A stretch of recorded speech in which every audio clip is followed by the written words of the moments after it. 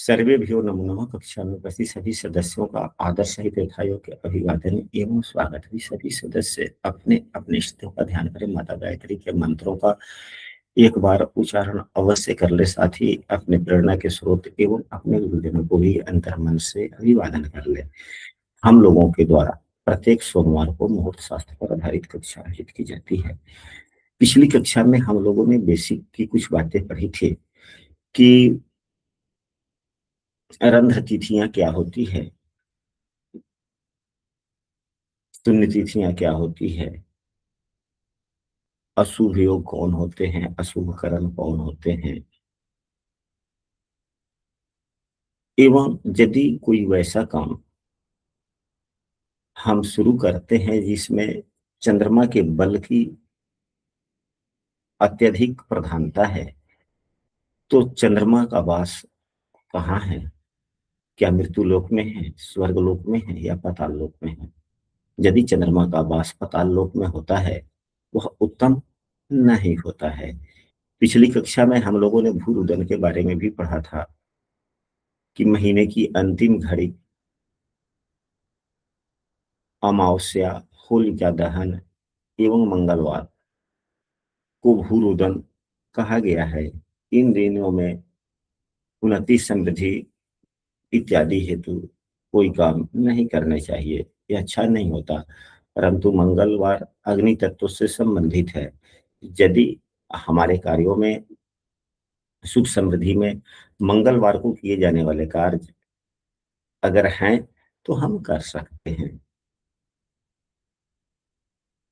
अब इसके बाद में आज की कक्षा में हम लोग चलते हैं। और भी ढेर सारे विषय वस्तु हैं जो प्रारंभिक ज्ञान हम सबों को होना चाहिए, जिसमें भूशयन आता है। भू मतलब पृथ्वी, शयन माने सोती हुई। ज्योतिष शास्त्रों में भूमि को धनद कहा गया है। भूमि को धनद कहा गया है।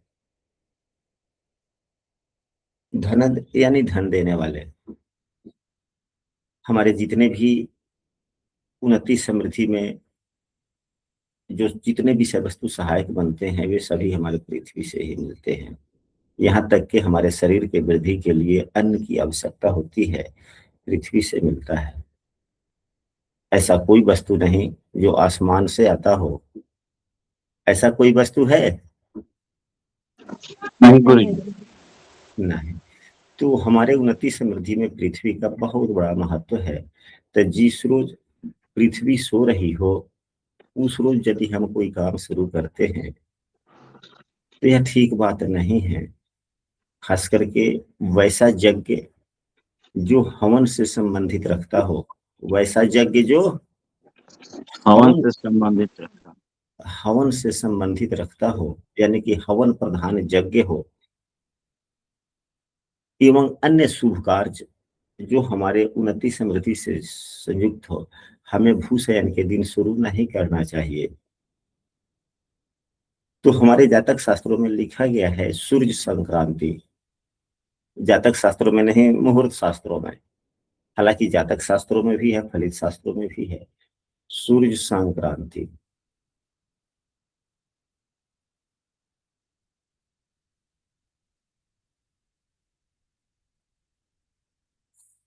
जो सूर्य संक्रांति होती है वह क्या है? तो सूर्य देव एक राशि से जब दूसरे राशि में जब प्रवेश करते हैं, उसे सूर्य संक्रांति कहा जाता है। वैसे सभी ग्रह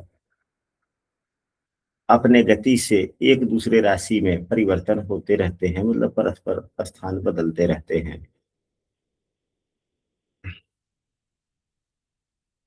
अभी वैसे सूर्यदेव सामान्यतः सभी महीनों में 14-15 तारीख के आसपास में 14 से 15 तारीख के आसपास में राशि परिवर्तन होता है। हाँ, राशि परिवर्तन करते हैं। तो अभी तो तारीख कितनी है? 6 तारीख। 6 तारीख है। लेकिन इस महीने में अभी जो आषाढ़ महीने के जो अभी जो चल रहा है, अभी सूर्यदेव किस राशि में है? अभी सूर्यदेव मिथुन राशि में कर रहे हैं, मिथुन। मिथुन राशि में गोचर कर रहे हैं। इस महीने जो है, हर महीने की 14-15 तारीख जो हमने कहा, सो इस महीने में नहीं, इस महीने में संभवतः 17-18 तारीख तक राशि परिवर्तन की संभावना। राशि परिवर्तन करेंगे 17 तारीख के आसपास में, क्योंकि इस महीने में सूर्य की जो तिथि है, सौर तिथि 32 दिन का है यह महीना, सूर्य महीना 32 दिन का है। आप लोग के पास में यदि किसी के पास में ऋषिकेश पंचांग हो या वैसा पंचांग जिसमें सभी तारीखें दी गई हो, क्या मिथिलेश बाबा जी आपके पास में ऋषिकेश पंचांग है? मेरे पास में तो यहाँ पे ऋषिकेश पंचांग है, हमने ऋषिकेश पंचांग देख के बोला है। तो सूर्य की, हाँ जी, कौन सा पंचांग रखो है? ऋषिकेश। एक मिनट। यहाँ मुहूर्त शास्त्र की बात हो और पंचांग साथ में न हो। पंचांग क्या है? यह समय सारणी है, टाइम टेबल का रूटीन है। पंचांग अपने आप में कोई शास्त्र नहीं, लेकिन जितने मुहूर्त शास्त्र है सभी मुहूर्त शास्त्रों का यह टाइम टेबल है, शेड्यूल है। तो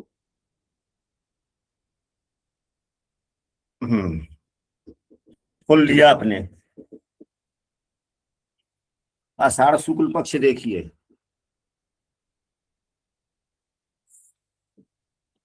यदि आप लोगों के पास में नहीं है तो आप लोग जब वीडियो देखेंगे तो वहां पर देखेंगे आषाढ़ शुक्ल पक्ष के अंग्रेजी तारीख 17 के दिन, 17 तारीख के दिन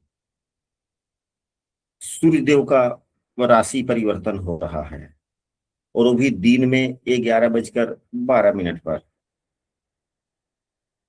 यानी कि मध्याह्न काल में।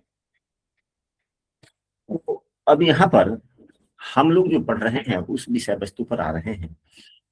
कहने का मतलब है कि सूर्य संक्रांति जिस रोज होती है उससे 5वें दिन, अब सूर्य संक्रांति कौन किस रोज हो रहा है? उस रोज दिन बतलाएं।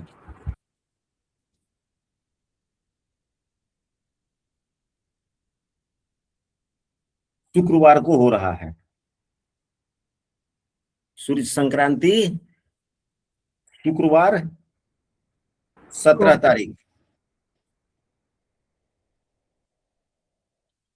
मिथिलेश जी आपने पंचांग देखा या कोई भी सदस्य? कक्षा का मतलब है कि जब तक उत्तर प्रति उत्तर न हो कक्षा उत्तम नहीं लगता। 17 तारीख को देखें, 17 जुलाई को शुक्रवार दिन है, तृतीया तिथि है। क्या उस रोज सूर्य का राशि परिवर्तन हो रहा है? हाँ या ना? जी गुरु जी। कितने बजे हो रहा है? दिन दिन में में 11:11। वही 1-2 मिनट अलग अलग पंचांगों में अलग अलग दिया गया, हो सकता है 1 आध मिनट के लिए कोई बात नहीं, 2-4 मिनट होगा।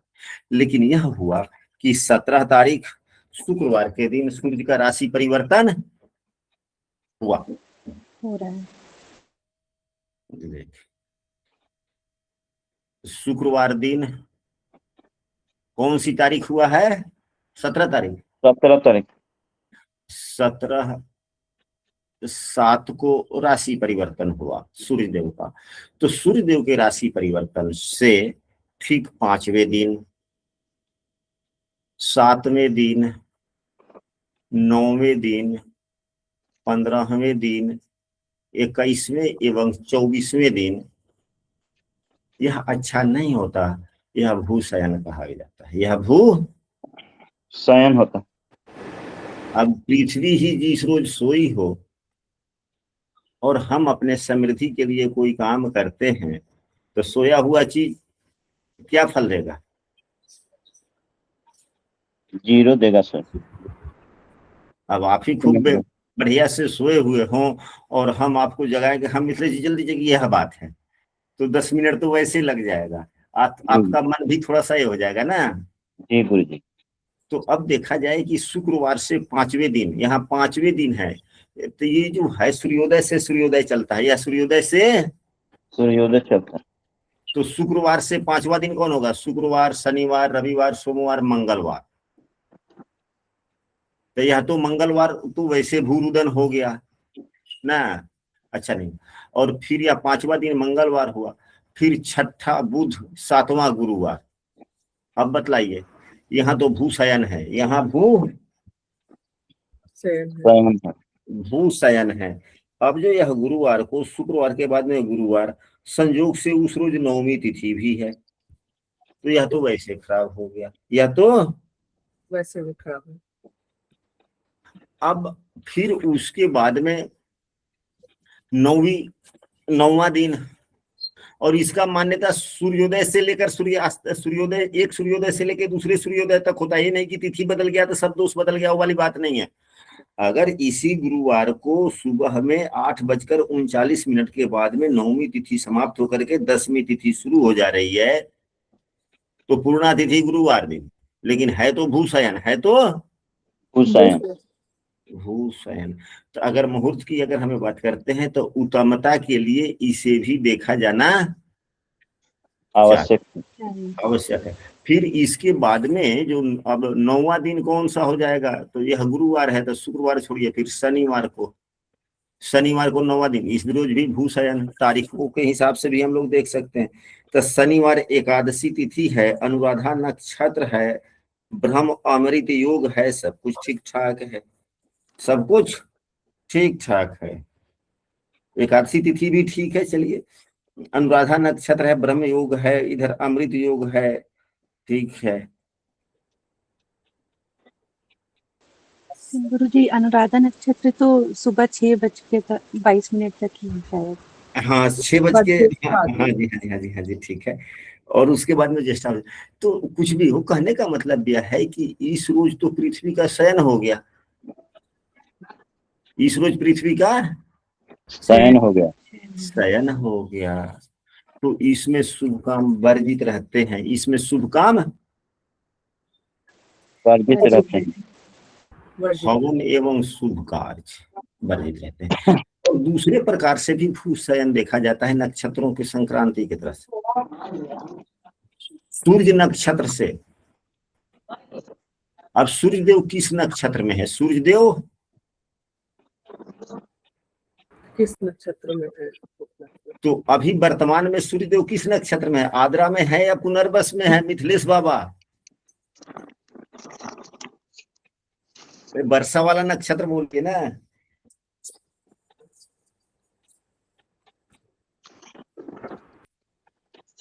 आद्रा में, आद्रा में है। 6 तारीख को पुनर्वसु सूर्य,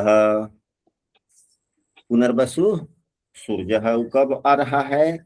तो 6 तारीख को, और वो भी रात में, 6 तारीख को रात में। रात में, आज तो हाँ, तो 6 तारीख को जो पुनर्वसु नक्षत्र में सूर्यदेव चले जाएंगे, तो 6 तारीख के बाद में लेकर लगभग 14-15 दिन, कभी 13 दिन, कभी 15 दिन तक एक नक्षत्र में सूर्यदेव रहते हैं। ओवरऑल लोग मानता है कि 15 दिन तक रहते हैं, लेकिन कभी 1-2 दिन आगे पीछे हो जाता है। तो अब 6 तारीख के रात्रि में जो सूर्यदेव पुनर्वसु नक्षत्र में जो जाएंगे, तो यह देखना है, यदि हमको अब पुनर्वसु नक्षत्र में जब तक सूर्यदेव रहते हैं, जब तक सूर्यदेव पुनर्वसु नक्षत्र में रहते हैं, तो बढ़िया से सुनिएगा, पुनर्वसु नक्षत्र में जब तक सूर्यदेव रहते हैं, तब तक हम वैसे नक्षत्रों में काम न करें जो पुनर्वसु से 5वां, 7वां, 9वां, 12वां, 19वां एवं 26वां नक्षत्र पड़ता हो।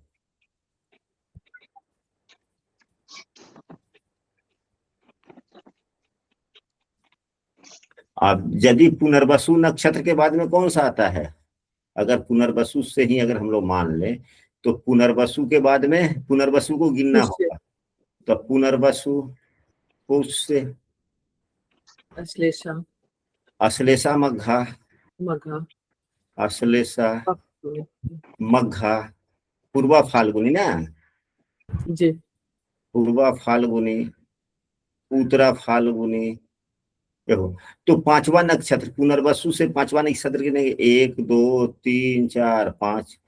अब इस नक्षत्र में कोई काम नहीं करेंगे यदि सूर्यदेव जब तक पुनर्वसु नक्षत्र में है तो। फिर इसके बाद में ये हो गया 5 हो गया, छठा। अब हस्ता उत्तरा फाल्गुनी के बाद में हस्ता हस्त चित्रा स्वाति, जी हस्त चित्रा स्वाति विशाखा विशाखा अनुराधा ज्येष्ठा, मिथिलेश जी को बोलना चाहिए विशाखा अनुराधा ज्येष्ठा ज्येष्ठा मूल, जी मूल। उसके बाद में पूर्वाषाढ़ पूर्वाषाढ़ पूर्वाषाढ़ा, उत्तराषाढ़ा, श्रवण, जी श्रवण धनिष्ठा साढ़ा, उत्तराषाढ़ा, श्रवण धनिष्ठा, श्रवण धनिष्ठा धनिष्ठा, फिर शतभिषा, पूर्वा भाद्रपद पूर्वा भाद्रपद, उत्तर भाद्रपद, रेवती रेवती रेवती। रेवती के बाद में अब अश्विनी भरणी फिर शुरू हो जाएगा यहाँ से। अश्विनी भरणी कृतिका रोहिणी रोहिणी रोहिणी मृगीश्रा, जी रोहिणी मृगीश्रा आर्द्रा आद्रा। आज तक यहाँ है सूर्य हाँ चलिए, तो अब हम लोगों ने पढ़ा कि सूर्य नक्षत्र से अगर पांचवा, तो यह पांचवा यह नक्षत्र यदि में हम काम कर, जब तक पुनर्वसु नक्षत्र में सूर्यदेव रहेंगे तब तक पूर्वा फाल्गुनी नक्षत्र में हम कोई शुभ काम अगर करते हैं तो वो उत्तम नहीं है। अब सूर्यदेव से सातवां नक्षत्र, तो यह पांचवा हुआ, छठा। अब यह हस्त नक्षत्र क्या उत्तम है? जब पुनर्वसु के सूर्यदेव होंगे तो हस्त नक्षत्र उत्तम है? नहीं नहीं है, यह भूशयन हो गया है। क्या हो गया? भूशयन भूशयन। हम कोई भी समृद्धि के लिए काम शुरू करेंगे वैसे रह जाएगा। तो पहले के जो मुहूर्त शास्त्र लोग देखते थे, पंचांग वगैरह देखते थे, तो आप लोगों को याद होगा कि आपके गुरुजन, आपके पुरोहित, हमने तो अपने गुरुजनों से सुना है कि हाँ बउआ अभी दिन 2 महीना न बनने वाला है, अभी दिन 2 महीना ना ही बनने वाला है। हाँ जी, शंकर जी का पूजा कर, अभी 3 महीना दिन न बनने वाला है, 2 महीना न बनने वाला है। ऐसा अक्सर आप लोग सुनते थे कि नहीं सुनते थे? जी गुरु। अच्छा चलिए, हस्त हो गया सातवां, उसके बाद में 9वां स्वाति, यह भी ठीक नहीं हुआ। अब 10 11 12 ये भी ठीक नहीं। उसके बाद में 19 12 13 14 15 16 17 18 19 यह भी ठीक नहीं। अब 26वां 21 22 23 24 25 26। अब तो रोहिणी नक्षत्र भी ठीक नहीं हुआ, 26वां हो गया। जी तो यदि पुनर्वसु नक्षत्र में अगर सूर्यदेव हैं तो इन नक्षत्रों में हम नहीं काम कर सकते कोई भी इच्छा होता, मतलब कोई शुभ काम अत्यावश्यक अगर है तब तो उसके लिए कोई बात नहीं, लेकिन मुहूर्त देखे जाते हैं किस चीज के लिए। यदि अत्यावश्यक है तो केवल तिवार नक्षत्र इत्यादि देख लिए हम काम कर लेते हैं कि शुभ है कि नहीं है। लेकिन अगर हमारे पास में पर्याप्त अगर समय होता है तो पर्याप्त समय के आलोक में हम सबों को सभी चीज देखना चाहिए, सभी चीज देख देखना चाहिए। यदि हम लोग नहीं देखते हैं तो यह उत्तमता नहीं कम नहीं है। कम हो जाता है। इस सब का हम सबों को ध्यान देना चाहिए। हमारे द्वारा फलादेश कोणली फलादेश की भी कक्षा आयोजित की जाती है। यदि कोई फलादेश की कक्षा में शामिल होना चाहते हैं तो स्क्रीन पर दिख रहे नंबर पर व्हाट्सएप पर कक्षा में शामिल हो सकते हैं। अब हम लोग चलते हैं, ये तो हम लोगों ने भूशयन के बारे में जाना, अब हम लोग भू रजस्वला के बारे में जानते हैं। भू रजस्वला गुरु जी तो ये तो 1 महीना के लिए हुआ। 1 महीना के लिए कैसे? 15 दिन के लिए हुआ ना। जी हाँ, जब तक सूर्यदेव पुनर्वसु नक्षत्र में है तब तक। अब पुनर्वसु के बाद में कौन नक्षत्र आएगा? पुख। जी तो फिर पुख से 5वां 7वां 9वां 12वां 19वां 26वां। जी जी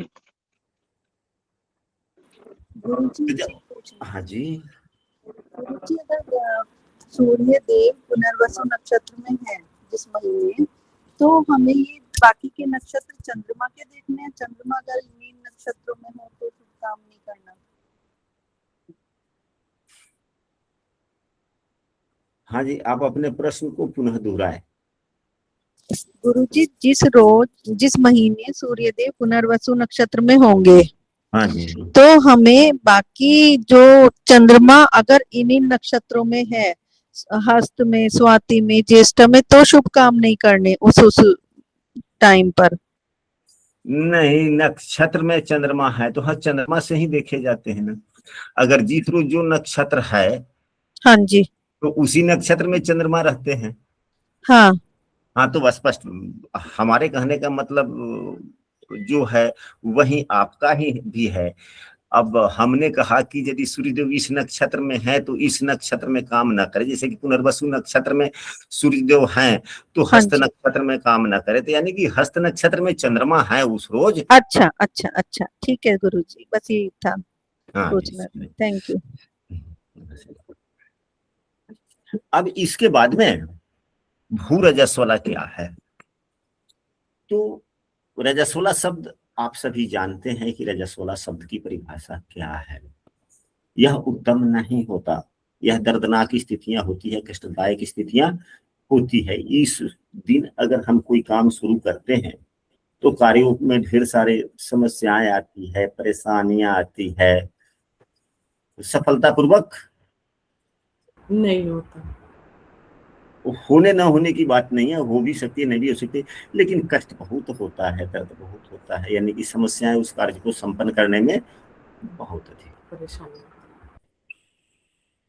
तो जिस रोज सूर्य की संक्रांति होती है, इस पर हम लोग चर्चा करें। जिस रोज सूर्य की संक्रांति होती है, जैसे कि इस महीने में जो सूर्य की संक्रांति होने वाली है, अभी शुक्रवार को 17 तारीख को होने वाला है, तो यह सूर्योदय से सूर्योदय तक लिया जाएगा। यानी कि सूर्योदय जब शुक्रवार हुआ और शुक्रवार के दिन जो सूर्योदय हो गया, उस रोज से लेके अगले दिन के सूर्योदय तक, यानी कि जब शनिवार हो जाएगा तो फिर प्रथम दिन समाप्त हो जाएगा। प्रथम दिन अगर माना जाए तो शुक्रवार के सूर्योदय से लेकर शनिवार के सूर्योदय के बीच की बात आ जाएगी। यहाँ तक तो स्पष्ट हो गया ना जी। तो जिस रोज संक्रांति होती है, यानी कि सूर्य देव का राशि परिवर्तन होता है, वह रोज ठीक नहीं होता। संक्रांति से पहले दिन सूर्य के राशि प्रवेश से के दिन ही, यानी कि प्रथम दिन ही, फिर 5वें 10वें 11वें 16वें, 5वें 10वें 11वें 16वें, 5वें 10वें 11वें 18वें एवं 19वें, इस दिन काम न करना चाहिए। इस रोज काम कोई शुभ ना करना चाहिए। यह भूरजस्वला वाली बात हो जाती है, यह शुभ नहीं होता। अब सूर्य की प्रधानता यहाँ पर कितना दिया गया, क्यों हम लोग देते हैं? तो सूर्यदेव और चंद्रदेव, सूर्यदेव एवं चंद्रदेव। सूर्य हमारे आत्मा, सौर, हिम्मत इत्यादि के, हालांकि मंगलदेव हिम्मत के प्रतीक, लेकिन अंतरात्मा की बुलंदी, हौसला की बुलंदी, ये सब तो सूर्यदेव है ना। जी गुरु जी। हृदय की मजबूती सूर्यदेव है।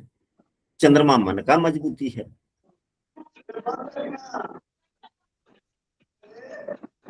तो हमें सूर्य के संक्रांति से किस रोज हम काम कर रहे हैं इसका विचार जरूर करना चाहिए। सूर्य के संक्रांति के दिन, सूर्य के संक्रांति के 5वें दिन, अब यहाँ जो सूर्य की संक्रांति किस तारीख को हो रही है? 17/7 को हो रही है। तो 17/7 को हो रही है, तो 17, 18, 19, 20, 21, 22, तो 5वां दिन कौन हो गया? इसको 17 को 1 मानेंगे, 17 को 1 एक हो जाएगा जी। मतलब जिस रोज सूरज की संक्रांति मानेंगे उसी रोज से गिनती करेंगे। तो यदि 17 तारीख को सूरज संक्रांति हो रही, जैसे कि इस महीने में 17 तारीख को सूरज की संक्रांति होने वाली है, तो 17 को 1 मानेंगे, 18, 2, 19, 3, 20, 4, 21, 5। अब 21 तारीख को नहीं करना है। नहीं करें। यह तो तारीखों के हिसाब से भी हम ले सकते हैं। फिर 10वें तारीख को तो 22, 23, 24, 25, 26, 27, 28, 29, 30, 31। जुलाई महीना 31 दिन का होता है ना। जी जी।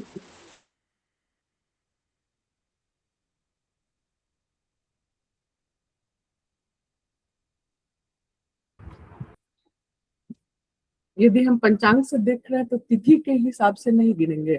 नहीं, यहाँ पर सूर्य से दिन कहा जा रहा है, इतने दिन, अच्छा, दिन। इतने दिन। ठीक है, ठीक है, ठीक है।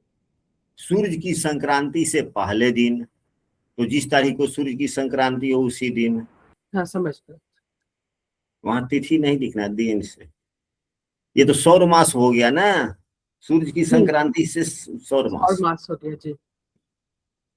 तो इसको दूसरे कायदे से भी कह सकते हैं कि जिस रोज सौर मास शुरू होता है उससे 5वें दिन, उससे न जिस रोज सौर मास शुरू होता है उस रोज उससे 5वें दिन, उससे 10वें दिन, उससे 11वें दिन, उससे 16वें दिन, उससे 18वें दिन, उससे 19वें दिन भूरे रसोला होता है। अब 5वां दिन ये हो गया 25 तारीख। फिर 10वां दिन 5, 6, 7, 8, 9, 10, 26 तारीख। फिर इसके बाद में 11वां दिन 27 तारीख। फिर 16वां, फिर 18वां। इस प्रकार से हम जैसे 11 हुआ तो 12, 13, 14, 15, 16, 17, 18 एवं 19 इन दिनों में हम नहीं कर सकते। मतलब यह शुभ काम के लिए उत्तम नहीं है। इसके दूसरे कायदे भी हैं रजस्वला के देखने के लिए, वो तिथियों के आधार पर भी होता है, तिथियों के आधार पर भी होता है। तो यदि मंगलवार को पंचमी तिथि हो, किसी भी मंगलवार को यदि पंचमी तिथि हो,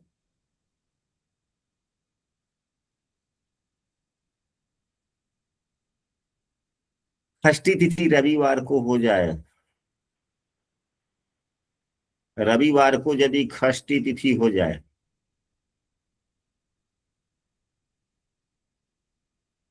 यदि शुक्रवार को सप्तमी हो जाए,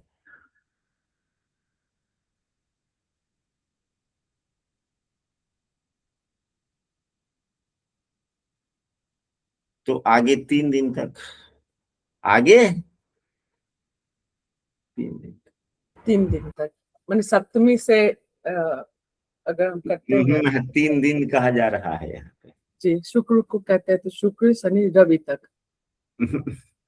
यदि अब इसी में पंचांग में देखें कि किसी मंगलवार को पंचमी, रविवार को षष्ठी है कि नहीं, ऐसा तो मंगलवार को एकादशी है, नहीं हुआ, रविवार को षष्ठी में यहाँ पर सूर्योदय को लिया जाएगा। अब यही आने वाले रविवार को, जो कल रविवार व्यतीत हुआ, तो पंचमी तिथि में रविवार के दिन सूर्योदय हुआ था, लेकिन षष्ठी तिथि बाद में लगी थी, तो वह नहीं देखा जाएगा सूर्योदय के समय में। अब इसके बाद में शुक्रवार को सप्तमी, तो शुक्रवार को सप्तमी इस पक्ष में तो नहीं, अगले पक्ष में देखते हैं। शुक्रवार को सप्तमी अगले पक्ष में नहीं है, मंगलवार को पंचमी, रविवार को षष्ठी है, जुलाई में ही 18 तारीख को, 18 नहीं 19 को 19 को, जी। तो उस दिन सूर्योदय नहीं ना हो रहा है। अच्छा, सूर्योदय में नहीं है। हाँ, सूर्योदय सूर्योदय में नहीं है जी। हाँ, सूर्योदय तो सोमवार को षष्ठी तिथि में हो रहा है। जी तो यदि अगर होता है बाय द वे, जैसे लोग माने, अगर मंगलवार को पंचमी तिथि है तो आगे 3 दिन तक, आगे 3 दिन और 3 दिन और हाँ, यानी कि मंगल बुध गुरु